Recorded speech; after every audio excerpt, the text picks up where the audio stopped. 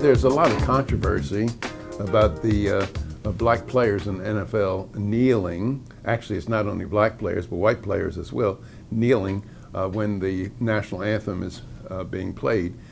And the argument is that they're upset with the police killing and the mistreatment of black Americans.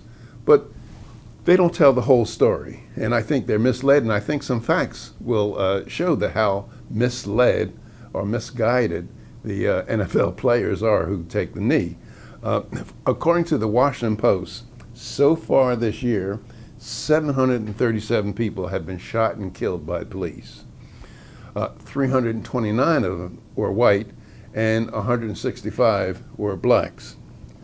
I think that we're not paying attention to the real killing of blacks, and we just need to look at a few of our cities.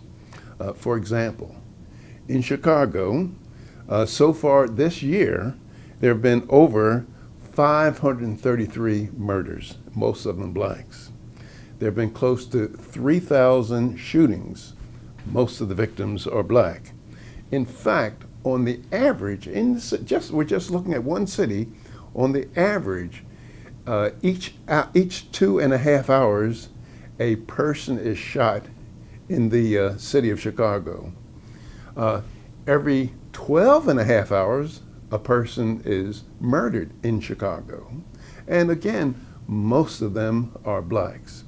And adding to the tragedy is the fact that less than 13% of the homicides are cleared. What that means is that only 13% of the perpetrators are ever caught and brought to trial. I think that those are the issues that need to be looked at. And if you look at 25% of all the homicides in our country, they occur in the cities of Chicago, Detroit, Baltimore, and Washington, D.C., predominantly black cities. I think that NFL players would be doing far more if they would focus their attention and try to do something about this wanton murder in many of our cities.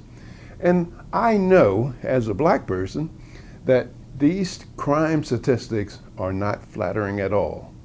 But if there's going to ever be anything done about them, we need to pay attention to the reality and forget about showboating.